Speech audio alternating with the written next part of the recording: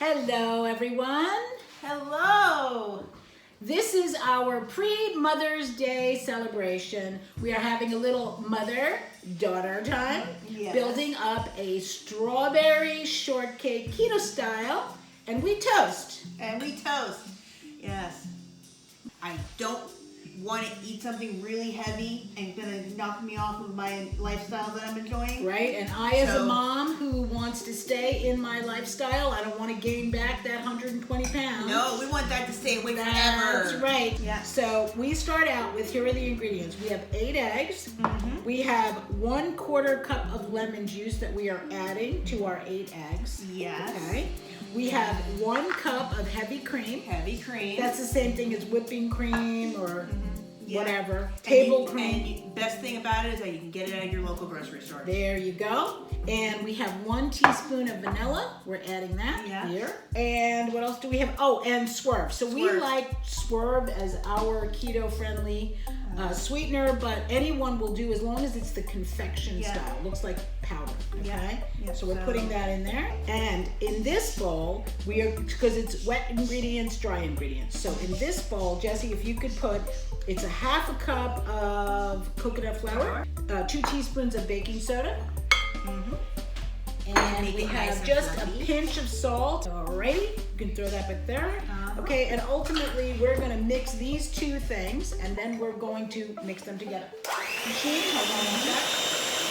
All right, and Jess, if you could mix that in here. Of course. Let's drop that in there. So all the wet ingredients and all the dry ingredients get mixed together. Just hold on to that. All right, now, one thing I want to mention, for people that have any kind of allergies to nuts, this recipe calls for coconut flour, and even though the name is cocoa nut, it actually isn't a nut, it's a fruit. We got these handy dandy, marvelous Betty Crocker pans that have this buckle that allows you to withdraw the bottom. These are spring loaded, which is great, and they were very inexpensive. We got them at the local dollar store, so we highly recommend. So you may not know this, but when you use coconut flour, you use a lot less of it. So we were originally going to make this with almond flour, and it required 2 cups of almond flour. But when you convert it to coconut flour, it's only 1/2 cup. So it's very thrifty. It's very economical. If you want to concentrate more on coconut flour than almond flour recipes. Just a hint, it might save you a few dollars. Okay?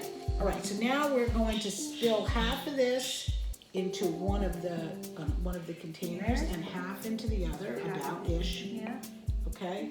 Just take it and tap it on the counter, because what it does is it takes all the air bubbles out. It breaks so it doesn't air bubbles. So you don't get one of those cakes with the holes in it. Okay, I think we're ready to rock and roll. Okay, we're gonna go put this in the oven when it hits 350, and then we will come back when it's cooling so we can assemble the cake. Okay, see you then. So go get a coffee. Okay, so we're back and ready to work on the whipped filling and topping while our cake is baking. It's going to be assembled with some strawberry slices, but in the meantime, we're creating what they call stabilized whipped cream. Right, it's going to last in place longer. It's easier to use. It's a little bit shinier. It's very pretty, and it's still keto. 1.5 cups of whipping cream, and Jessica whipped to death. And there it is. But it's a noble sacrifice. That's right.